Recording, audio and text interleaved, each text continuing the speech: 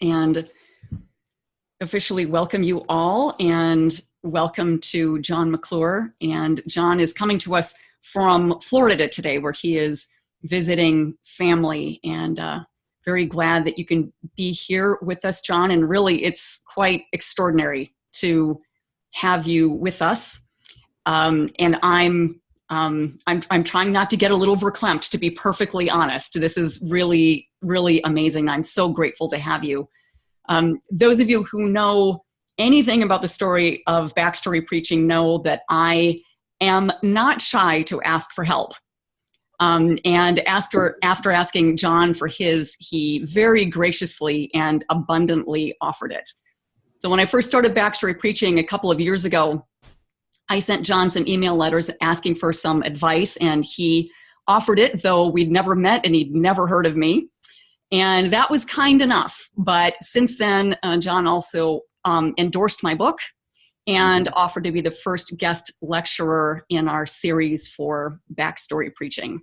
And this is a really big deal because John is the Charles G. Finney Professor of Preaching and Worship at Vanderbilt University Divinity School. He's the author, co-author, and editor of at least a dozen books, including some that I recommended to you all: The Roundtable Pulpit, Where Leadership and Preaching Meet, with Abingdon Press. And that's the book that is undergirding what he's talking about today. Preaching Words, 144 Key Terms and Homiletics by Westminster John Knox Press, which is one of my absolute standard go-to books. And his newest book is Speaking Together and with God, Liturgy and Communicative Ethics with Fortress Academic. And his many publications explore his particular interests in the relationships between philosophy, theology, ethics, popular culture, preaching, and worship. And I was thinking about that as a Venn diagram, and wow, you really get it down to quite the overlap. So, and in addition, John is past president of the Academy of Homiletics, is the editor of the Academy's journal, Homiletic. He was ordained in the Presbyterian Church, served as a pastor in Alabama, taught preaching for 17 years at Louisville Presbyterian Theological Seminary before he started at Vanderbilt in 2003. So it's, again, quite amazing to have you with us, John, and I just couldn't be more grateful that you're sharing your time with us. So welcome. Well, I'm delighted to be here, and thanks so much, Lisa. I love the work that you're doing, and I will plug our homiletic coaching program at Vanderbilt for those who might be interested in adding that as another coaching mentoring program. It's the David G. Buttrick program in homiletic peer coaching, and all that we do there is simply train people to run peer coaching groups of preachers around the country. That's our real, so it's really learning how to run small groups of preachers wherever you are, and to do that kind of work. So you can check that out at some point. And Lisa asked me if I would, I sent along a couple of different links to a couple of very short YouTube videos about collaborative preaching. I hope that you all have had a chance to maybe glance at those. They're fairly short and just kind of giving a really quick overview of the roundtable pulpit model. I thought what I would do is to give you a little bit of the sort of intellectual history of homiletics with that book in mind in the last, 30, 40 years, so that you kind of know where that book sits in the larger sea of preaching models. And that might help you be able to kind of situate that book, but also any questions you have for me about that. Most of my work is in response to a fundamental shift in homiletics, a fundamental, really cultural shift and epistemological shift that took place in the 1990s. As it became increasingly evident for all of us in teaching in seminaries and theological education that our seminaries were going to become more pluralistic in nature, that even though I was at a Presbyterian school, we were welcoming students from many different denominations, many racial, ethnic backgrounds, so that pluralism really was going to be a central issue for us in the teaching of homiletics, and it became evident that it was also going to become a central problem in doing preaching itself, that in fact our congregations were going to be more diverse. fewer people who grew up in the church or grew up in our denominations, people, many different kinds of folks in front of us. The so-called inductive preaching movement in the 70s and 80s that Fred Craddock brought to us all so richly and wonderfully, and others followed upon his heels. So inductive preaching and certain kinds of narrative preaching really were beginning to respond to concerns about the kind of authoritarian, if you will, approaches to communication that people saw with Hitler during World War II. And how do we create models of preaching that are more responsive to human experience itself, and where the authority of the preacher is less tethered to their own charisma and to their own sort of expertise and so on, and becomes more relational in nature. So that homiletics began to, Fred Craddock really began to sort of reach out into other people's worlds and create a kind of homiletic in which shared human experiences were so important. So his goal was to kind of bring people along. And in the 70s and 80s, he could still assume that the people he was speaking to had similar kinds of experiential bases, or at least he thought he could. So this was a kind of homiletic of identification. In other words, he thought, if I can get people to identify with me in a kind of shared journey towards Christian truth, towards biblical truth, then that's what we'll do. So a lot of storytelling, bits and pieces of self-disclosure, assuming that people are kind of roughly like me and we can identify with one another. That was at the core of so-called inductive homiletics. And Fred really brought that along to us. And it assumed a certain kind of authorization and empowering of the person in the pew, right? It said, your experience matters. When I preach to you, I want to take seriously where you're coming from, your world. You and I are like each other in lots of different ways, and so on. But by the 1990s, that sort of contract, that assumption that you and I are like one another, was being blown up. Basically, it was obvious that there was far more emphasis on the ways in which we're different from one another. I can't fully identify with you. You can't fully identify with me. If I'm going to find out how the Word of God meets your life, I probably need to ask you, because you're really not like me. I can't assume that my experience, other than I guess taxes and death, that we're going to be on the same page. I can make certain kinds of common assumptions, but I can't go all the way. So the assumption, which was grounded in humanism, really, of common human experience, was being exploded. So we were winding up with the politics of identity. You can't speak for me. Critical race theory, feminism, all these different movements were telling us, no, you really can't speak for you. You can speak for yourself, but you really can't speak for me. And so in the homiletics world, Lucy Rose and I in the mid-90s began to say, what would it look like for us to begin to create homiletical models in which we really did ask other people rather than assume that we knew where they stood in relationship to this crazy biblical text and its ideas? What if we began to sort of think about models of preaching in which we actually asked people, didn't assume that we knew or that we could identify with them? So preachers, in a context in which preachers were having increasing difficulty speaking for anyone and everyone, we began to think about ways in which we could create homiletical models in which we actually created roundtable experiences or group experiences prior to preaching, usually small groups of lay people, not clergy. Clergy groups, lectionary groups were going, but those are mostly clerics, right? Those are professionals. They do have a certain level at which they can identify with each other, but but this would give us a chance to actually work with people in the pews. And those models then needed to not only be congregational, but they needed to be expansive. So in the roundtable pulpit, even though I'm talking about using groups from the congregation, the idea it was that you would expand that and invite other people from beyond the church. I've mentioned in that little video, you might create a tag team approach where people are on the group for a while. When they leave the group, they would tag somebody else, either in the church, a different age group, different racial ethnic background, different sexual orientation, and so on, so that the groups were more richly textured, had more of the kind of diversity, both within the church, but also within the larger cultural context in the group itself.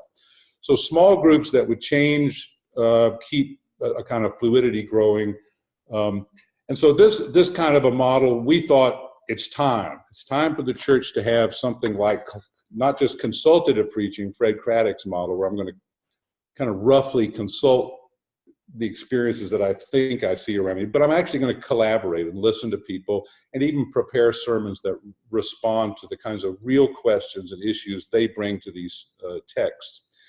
So Lucy and I thought that I'm going to complete the intellectual history, and then we'll come back to this. We thought this, of course it's time for something like this. Well, neither of our books sold all that much. As a matter of fact, my book, The Roundtable Pulpit, is selling 10 times better now in this context, where we are today, than it did in the 1990s.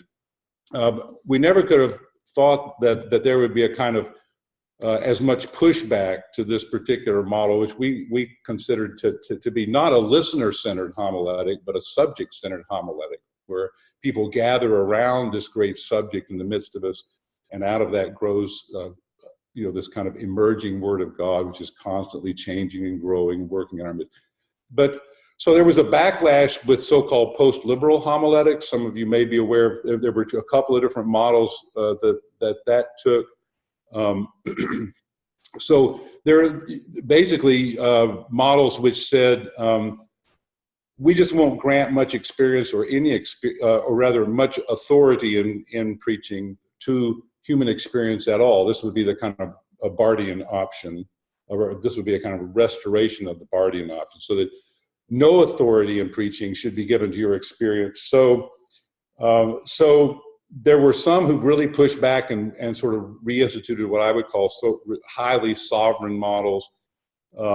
We're going to sort of teach doctrine like we always have. Many evangelicals really, kept pushing in this direction, and we'll just simply not worry about the reality of your experience, but we'll try to look and act relevant. So I'll sit on a bar stool. I'll wear like what I've got on here, right?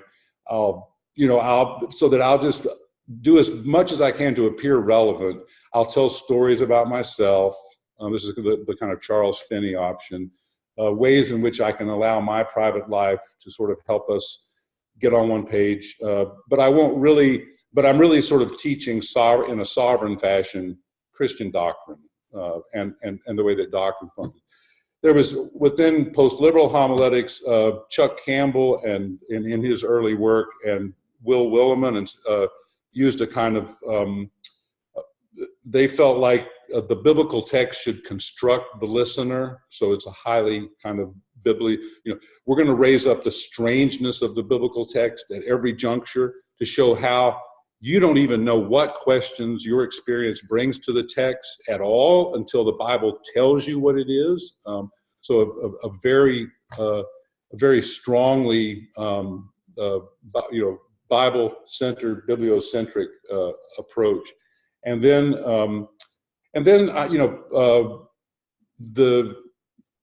the other model that was put out there, Chuck Campbell put out this approach, which was preaching to the powers, the preacher as a fool for Christ, where really the audience for preaching is not the listener, not the person in the pew at all, right?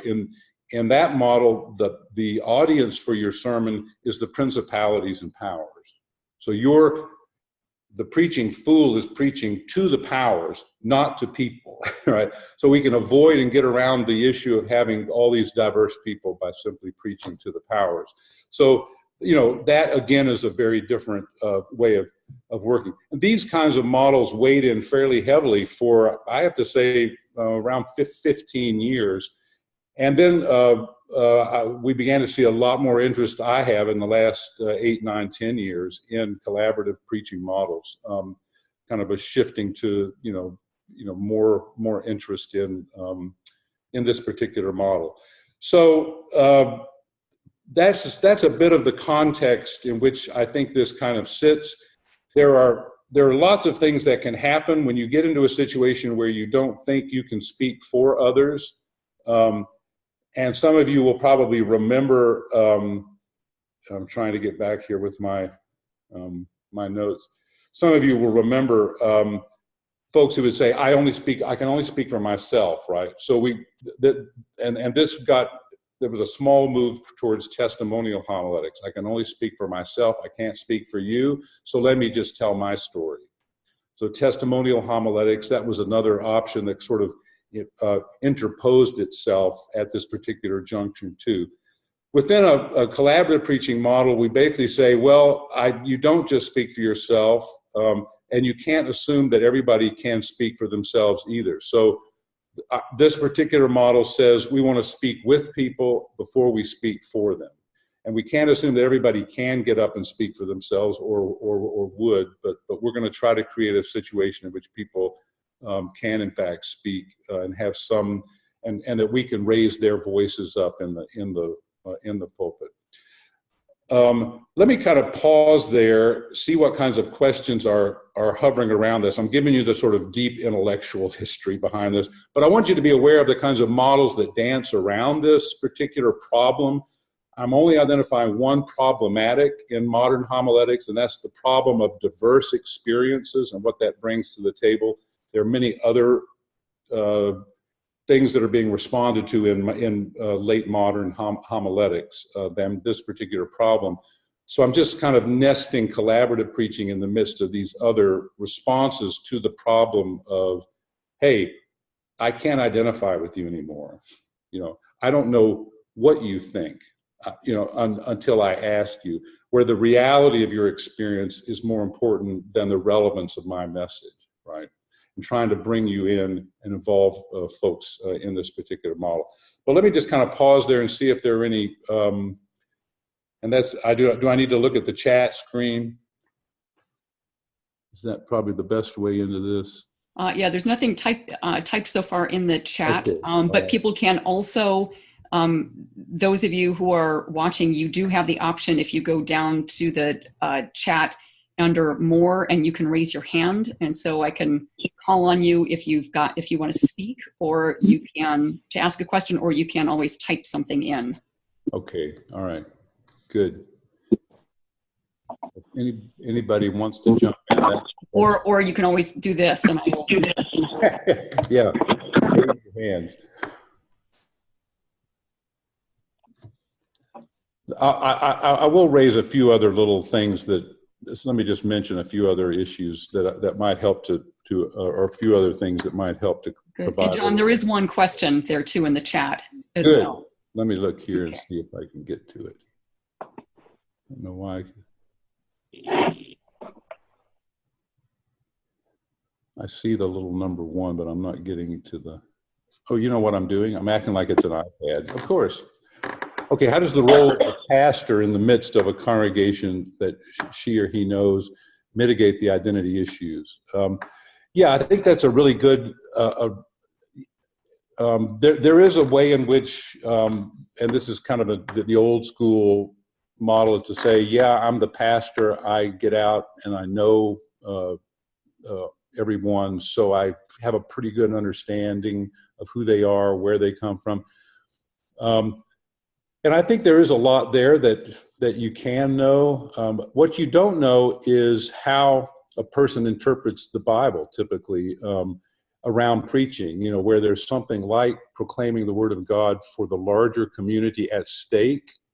So roundtable groups actually put people in a situation where they are interpreting texts for others to come to know the Word of God in the community. So and it's often quite shocking, actually. I don't know if many of you do Bible studies on a regular basis. I would imagine that you're shocked from time to time at what people do say and how they do interpret texts and think about the biblical text. So, this sort of makes that aspect of getting to know someone in your church brings that front and center. There's also, because this model wants you to reach beyond the church context and bring other people in, get other folks in and around the church, people who know the people that you know into the room, or who don't, as the case may be. So, for instance, some collaborative preachers will actually prepare sermons in different contexts, like a women's shelter. Just had a person in my collaborative preaching class who did a sermon on the text of forgiving 70 times 7, and her collaborative group was a group of women at the women's shelter. It was an incredible sermon, but where you actually move beyond the church context itself. So there are ways in which you know people, and there's ways in which you don't know people. This model is built upon an understanding of identity, the kind of models of hospitality, where we're constantly in a shifting relationship to anybody that we know, even people we think we know really, really well, where 1 minute I'm the guest and the next minute I'm the host. So 1 minute I'm hosting you and the next minute I'm the guest at your table, and something that I didn't know about you comes into the fore. So I think you can go a long way with pastoral relationships. We hope that this will go a little, push it a little further. Another question here is, how do you handle the challenge of not living in a diverse community? Recently been assigned to a small southern town where most have lived for generations. We all think alike. It's pretty prevalent. I think there is that assumption in some small congregations. I think I would challenge that. I'm interested in when you get folks into conversations in any church context. If you're looking for ways in which people are in fact different and bring different interpretive perspectives to texts, have different ways of working with the Bible, of thinking about God, I think you'll find more diversity than you think. So I think people are kind of alike in lots of ways. I know that, but my experience is that, and I think there may be more diversity. People who have dealt with everything from all kinds of issues, suicide in families. Well, I'm thinking about small communities in Tennessee now. Opioid addiction, divorce, murder. I mean, there are families, so that the stranger dimension, often in places where people seem alike, can be fairly far-reaching. So, but yeah, obviously some congregations seem to be and do in fact have a kind of they've been family, and they act and do seem to be an awful lot alike. But I think that if you're looking for the differences, you'll find perhaps more than you think. The notion of the stranger that I'm working with is, and it's explained a little bit in the Roundtable Pulpit book, is one where the sort of irreducible difference between everyone is hung on that concept of the stranger. So those differences can be small. Another really interesting question here. I preach at least monthly to a group of Sudanese immigrants, and I'm keenly aware each time that what preaches in my U.S.-born congregation does not work in the immigrant community, even when referring to historical events in the world. Yeah, I think that's, and in situations where there are immigrant populations in and around the church, these model, a collaborative preaching model can be a great way of engaging completely different worldviews, and people from different cultures in your own thinking. Another one here is, I'm interested in what kinds of questions draw out good conversation. I've been in conversation about biblical texts and personal experiences where it feels like we're trying to appropriate the text to apply it to our experience. Yeah, that's something we wrestle with a lot. The Roundtable Pulpit book has a process and a list of the kinds of questions, and at least categories of questions that are helpful. The sorts of categories that we are looking for are not simply ones that will apply the text to people's experience. I work with my students a lot on recognizing, in fact, different hermeneutical models in the group itself. For instance, you might have somebody who has a kind of devotional approach to the text where they're trying to sort of find something in the text that applies to the text. Somebody else in a Bible study will come in with a kind of a theological hermeneutic. Every text, no matter what the text is about this, a personal relationship with Jesus Christ, or the liberation of the oppressed. So there's a theological hermeneutic at work.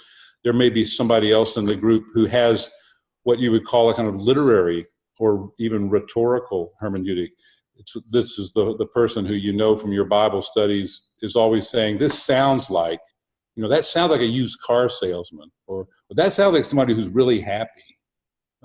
This is the person who works with the sort of language and feel and rhetorical feel of the text. So we kind of work with our folks to do a little more listening before they get into asking questions, and to determine what kinds of, what kinds of interpreters do we have. You might have contextual interpreters in the room, who are down under something. Every text has to be, about immigration in our neighborhood, in our community, or it has to be about, what I just read in the newspaper this morning, or about, living in, South Alabama, or what, and dealing with the hurricanes that are coming our way, so people who are kind of contextual. So we really try to work with our students on thinking, on listening first to the kinds of interpreters that are there, and then pulling, creating lines of questioning that grow out of who we've got in the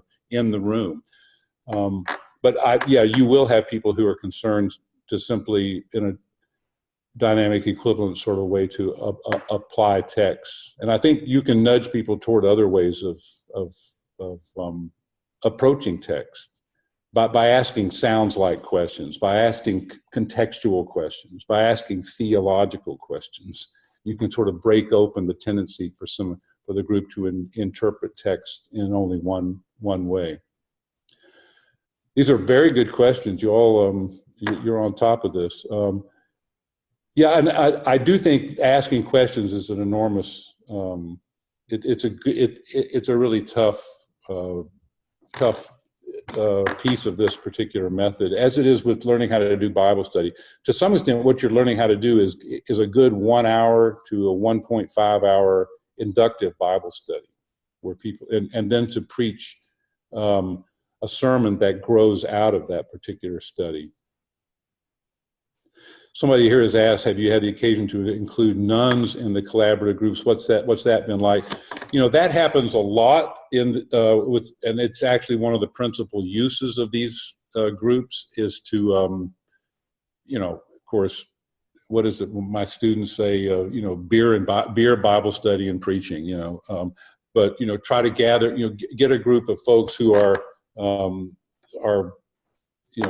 spiritual, but not religious, into conversation. A lot of my students, when they take the collaborative preaching course, I have a couple of students who would go over into the one of the dorms on campus at Vanderbilt and just set up a little, just start asking people when they walk by, to come and have to have a brief conversation about text, and they get all kinds of responses from people, and kind of create a Bible study, if you will, and then preached the sermon in one of the dorm rooms. It was a group of mostly.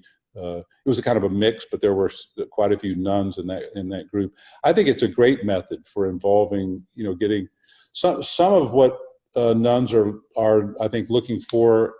By the way, this is NONES. I know most of you are aware of that, but a lot of what they're looking for is a way in which they can participate. So that the whole business of being a real participant in the community, this method I think is a really good one for that. Getting, it's a point of involvement.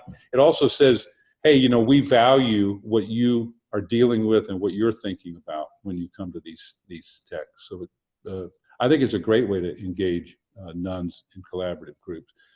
What I would say about that is in this method, I encourage folks to avoid having groups that are all who are sort of pegged as being the same by you. I mean, even granted, there's going to be this difference that I was mentioning anyway in any group. People that have very different experiences typically. But to try not to just have, well, this is going to be our, 60s and 70s group, this is going to be our group of people at this age or this, so that we get people pigeonholed. Ideally, I think having diverse groups, people across different ages, different backgrounds, makes it a much richer conversation. You wind up with a lot more in the sermon as well. So that would be my advice. Another piece of advice: keeping the group small, really 3 to 5. If you're going to be holding shorter time frame groups, I encourage you to have groups that meet for maybe an hour only. You can use some folks use platforms like Zoom and other platforms I know to expand the groups, make them larger and so on. But I think, from where I sit, I think the value of face-to-face interaction is really hard to beat if you can, have as much of that as possible, and to keep the group small. I think in the book I was asking for larger groups, 8 to 10, but over the many years since the book, it was written in 1995, I've got a large group, a large cadre of people who've been doing this for years. We've learned a lot more. I think I need to go back and ask Abden if I can update the book because of what I've learned on this. You can do a lot of things liturgically with this method that I've learned from groups. Episcopal Church in Canada, that's kind of a charismatic church for some years. I haven't kept up with them, but they would have the group folks come up and lay hands on the preacher as she would go up into the pulpit. So there was a sense of the charism within the group that would carry forward into the liturgical event. The publishing of the names of people in the group in a bulletin or somewhere so that people give feedback not only to the preacher but to the folks in the group. Having feed forward time at the beginning of groups where people are able to then talk a little bit about what they heard in your sermon and what you made of their conversation as a springboard towards the next sermon. Becomes a kind of really fascinating and sometimes fun adventure in and of itself. And sometimes somebody will say, well, you didn't deal with what I said at all, and then you can get into a conversation about why the sermon went a particular way and not another.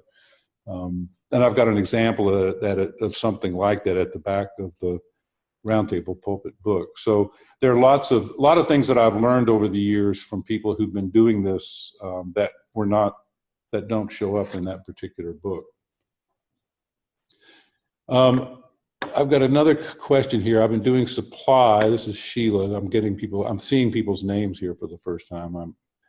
My eyes are not great. Doing supply in a family-sized church for almost a year. How might collaborative sermon be shaped? And would that be a sermon? So,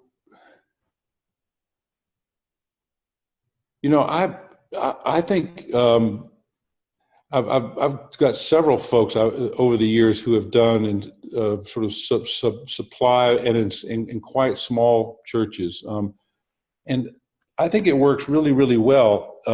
If you're able to kind of move out, keep inviting people from the community and try to do what you can to.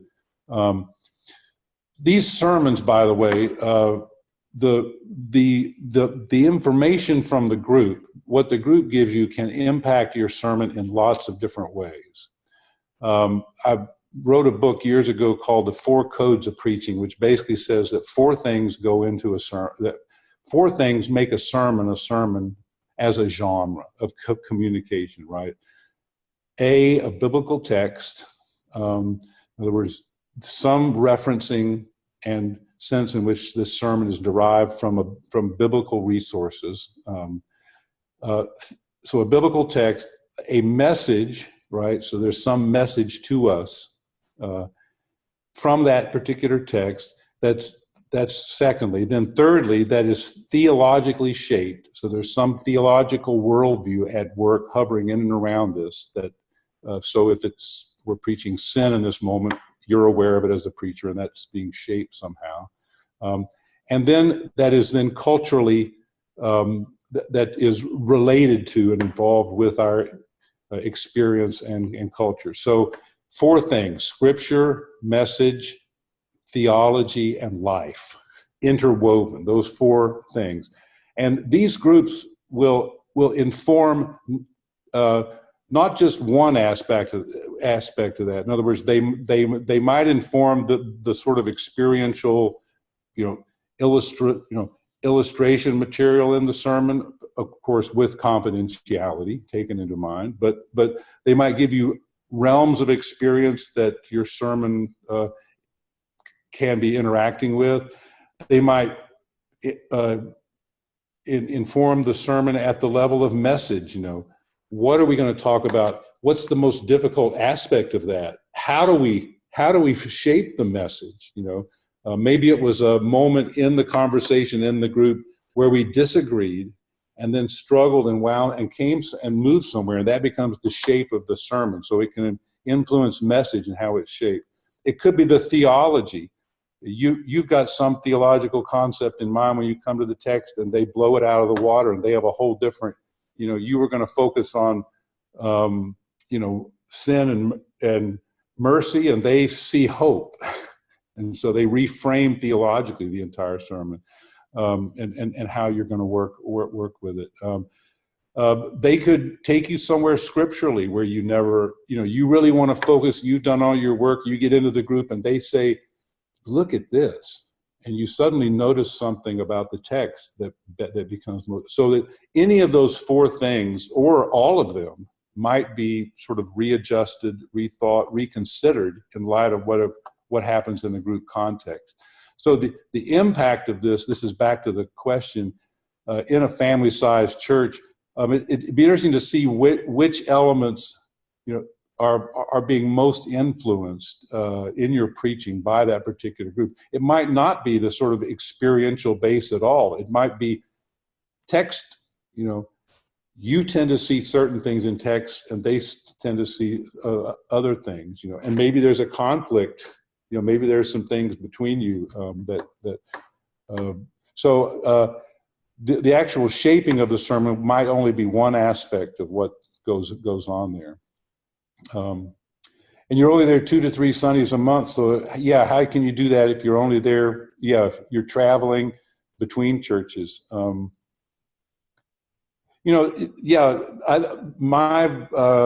talk about my group.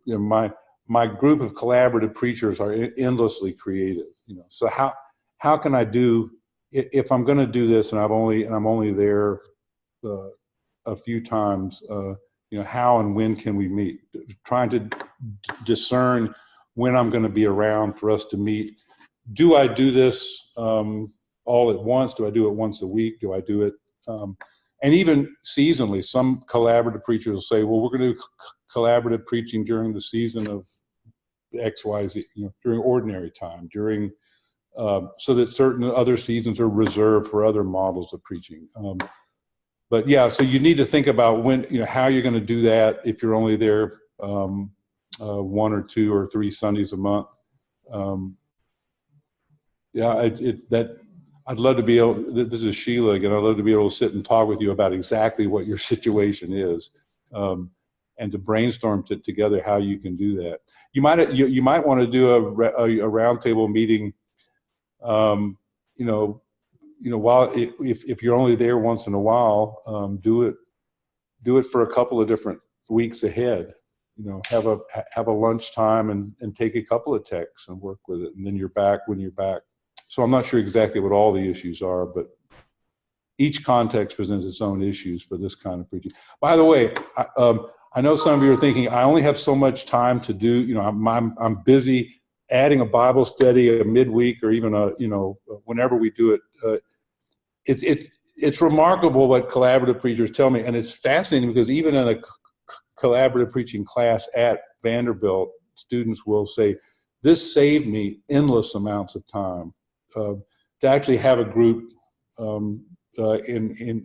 involved, that 1 hour to one and a quarter hour, 1.5 hour of time can be amazingly time saving, actually, in terms of really interpreting a text in a lively way for the community of faith in which you find yourself. So I would encourage you to give it a try and see. It's most of the folks that do this testify that it actually doesn't add time; it actually saves time.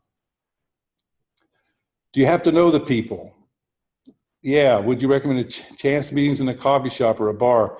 Yes. No, you don't have to know the people. Would you recommend chance meetings in a coffee shop or a bar? Sure. Place signs soliciting a random person. Absolutely. My students do this. I mentioned the one in the dorm room, or rather in the student dorm here at Vanderbilt. And I've had other students do that as well. Starbucks across the street, put a little sign up, or just start corralling people, have 2 or 3 people meeting. Sure, be as creative as you want to be to try to, you can use it as a way of kind of meeting people in the community. You can involve people in groups or across groups in the church. Or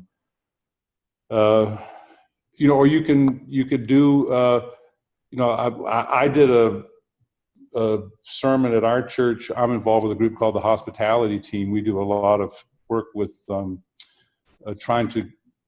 we have several people in our church and in our community around us we've discovered who have suffered traumatic head injuries.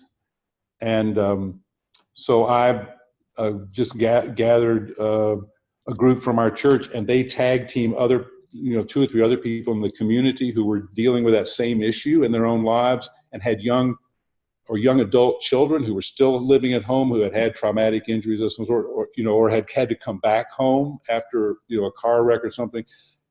Interesting group, and it created a kind of a cluster, and 2 or 3 of those folks have actually joined our church now because they're just amazed that we have people in our church that are interested in working with people who, you'd be amazed at how many people around a church are suffering from issues like that. So you can make it issues focused even, do a collaborative group that actually reaches out to a particular public. There is a kind of public theology, by the way, behind this, and I don't want to go over our time, so I'm watching this. Part of the rationale here is that, and this is where my more recent book goes with some of this on just thinking about liturgy, and that is that, we don't know how to talk to each other anymore. And this is why I value the face-to-face bit so much in this, and that is that I think it's important for us to sort of create opportunities for real people to sit down face-to-face and talk about things that really matter. And if you put the Bible in the middle of that, and then they know that on Sunday morning we're going to hear some kind of a focused word, God word wrapped around this and lifted up from this, emerging from this. It's remarkable how that brings people together around difficult issues and topics. And literally people who disagree as well, to just learn how to sit down and hold as civil a conversation as possible about tough issues. Another complaint that by people who don't do this that is not, I think, a fair complaint is that, well, don't you just wind up preaching, the least common denominator of everything? And I say, no, and what about prophetic preaching? What I would say about this is you'll be absolutely amazed at how people will hold your feet to the fire to actually preach the tough issues of our day. They want to hear, most people want to hear from their preacher these things, and you've been, perhaps, not all of you, I'm sure, avoiding certain things that and they'll literally, and then when I mentioned that they challenge you, like you didn't talk about it, say, you didn't talk about, why did you avoid that?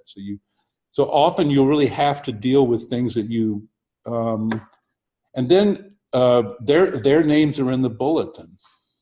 The feedback comes not just to you, they helped you arrive at this particular word. So you actually can wind up getting sermon feedback that's not all directed at you. But you also hear how people in their own lives deal with, with really complex issues, and how they're wrestling with how God's word, really speaks to those particular things. And you can lift those things up in the pulpit. So that's a long way. You don't have to know the people. You can do this a chance, random kind of way. Having a public theology is a crucial piece of this whole method. How do we reach across lines of difference, get people who would not normally come together in a situation where the Word of God is at stake? So let's see. Buff says, inevitably, though it seems some things from a one and a half hours will have to be left on the cutting room floor. Indeed. You find issues with that. Yeah, that's always the case. Something has to be left on the cutting room floor from an hour and a half long discussion. And this method of preaching leaves the ultimate responsibility for what that is up to you. And you're absolutely right. Something you really can't preach everything. You have to decide. And it's also where our students work a lot on those four things I mentioned. What are the things that are being impacted, most profoundly in this? Is it the way that I preach? Is it the form of experience that's being addressed here? Is it the biblical work? Is it the theological framework in which so that you'd be surprised at how much you can use, but there's no way typically that you there's no way you can use everything. And of course, there are those conversations that are just kind of flat, and we train our students to just, they'll have moments where they'll pause and summarize, try to get in front of people. Here's what I hear us saying, but that's also time for you as a facilitator and as the preacher to sort of take stock, take some notes, but typically you'll get way too much, and you can't use everything. Okay, Susan, let's see, Susan Ironside. True confession, I do this once a month at the salon where I get my hair colored and cut. Yeah, my colors, the people who work with her have shaped my perspective many times. None of them church goers, absolutely none that I advertise that color hair, mind you. Okay, yeah. So keep that to yourselves. Yeah.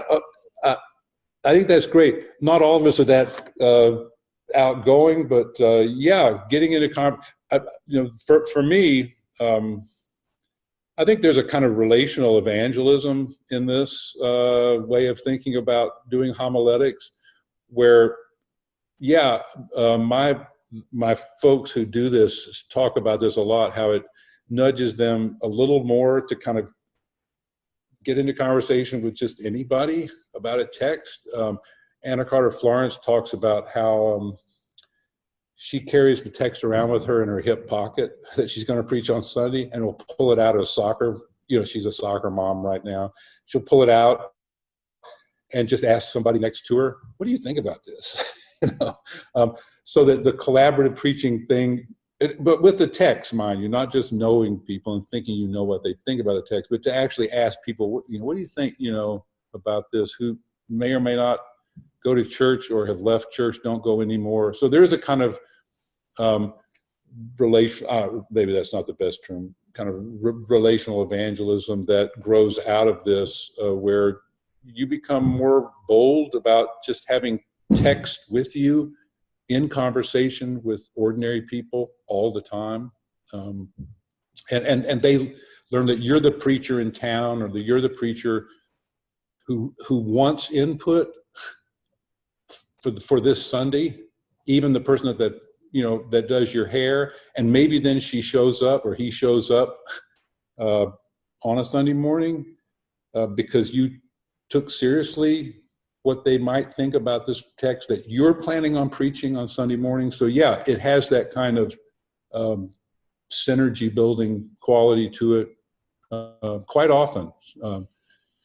So yeah, I think that's, but here we're really talking about you as preacher, right? Getting input on your Sunday sermon text from your hairdresser or the person next to you at the soccer game, and being bold enough to do that. Sure, it's great. Or at Starbucks or wherever you are. So yeah, it's that becoming an obnoxious evangelical in a different way, right? It's not the four spiritual laws, at least. So that dates me, I'm sure.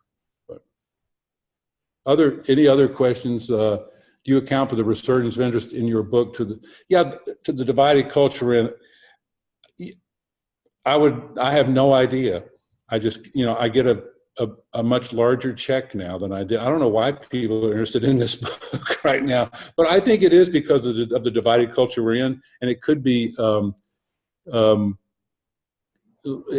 Lisa, that's what's going on. That people are looking for a way to get face to face with people a little more and actually get their input about that. I mean, I would love to think that people are looking for a way to get people together to talk about things that really matter in our world today, and then make decisions about what we as a community think and we'll say together now, knowing that it might change, and be willing to get up and do that on Sunday morning, and that people, that's why this model has a little bit more interest wrapped around it.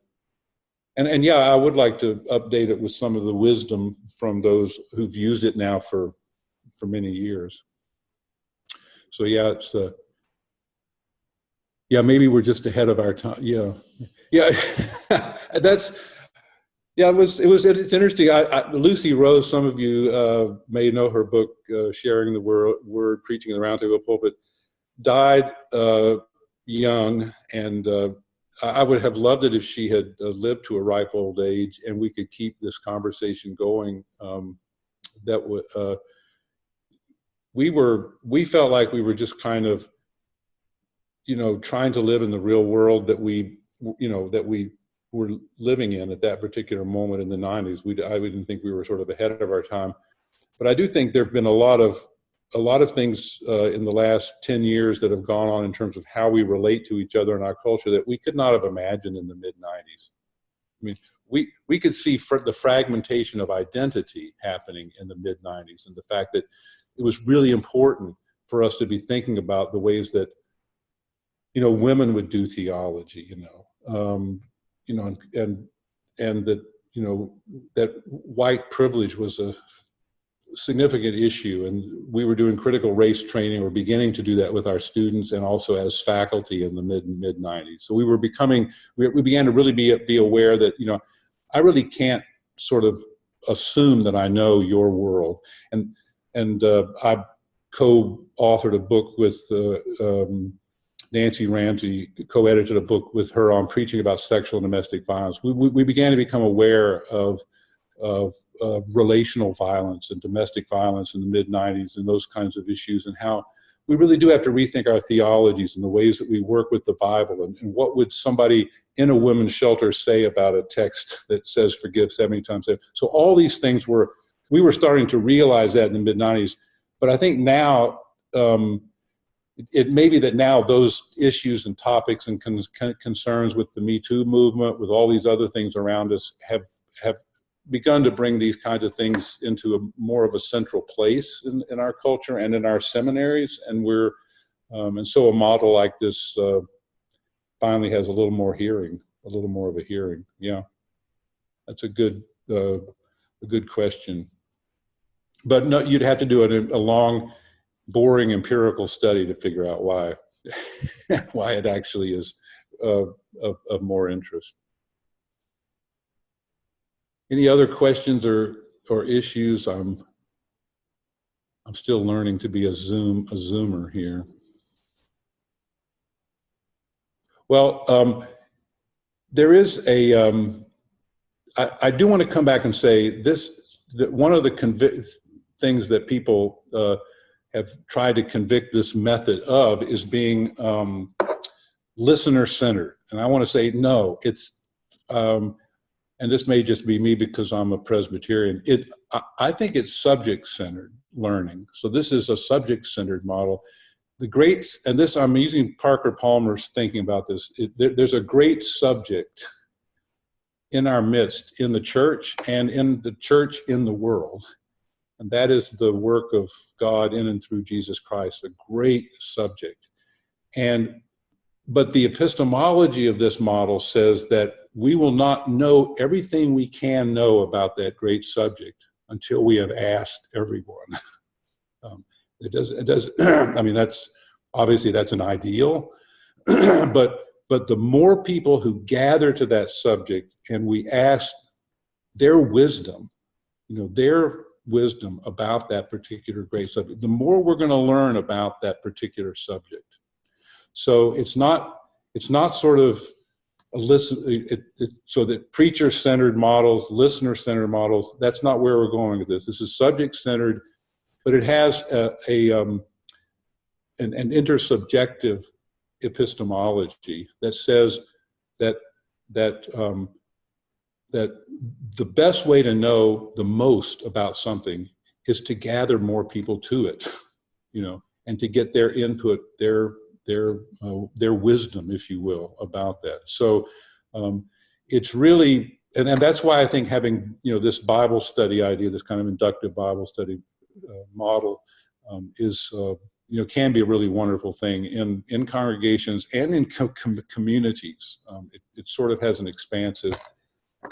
If we think about the Bible and its larger cultural and social role in our world.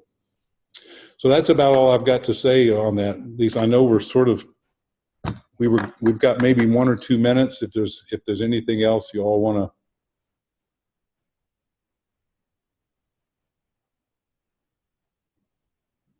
to. Oh, I guess that's. And there are lots of other theoretical issues about this.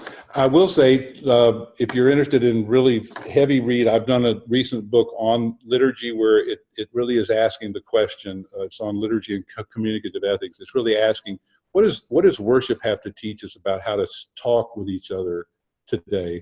And I look at practices of confession, of humility in our speech, and intercession, prayer for and trying to have compassion for others in deep and profound ways. And then there's a chapter on homiletics in that where I talk also about how to think about homiletics as a way also of fostering communication across difference in a world where we really are getting to where we almost can't talk with each other. So.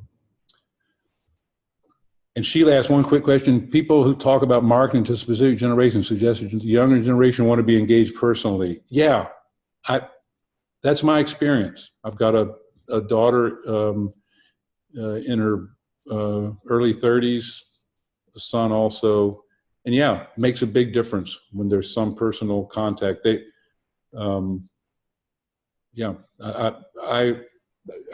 think that really makes a lot of sense to me. So I hope this model, you may have no interest at all, but I hope I've made it a little more engaging to you and given it a little more interest. I would say try it out. Give it a half a year or a seasonal try.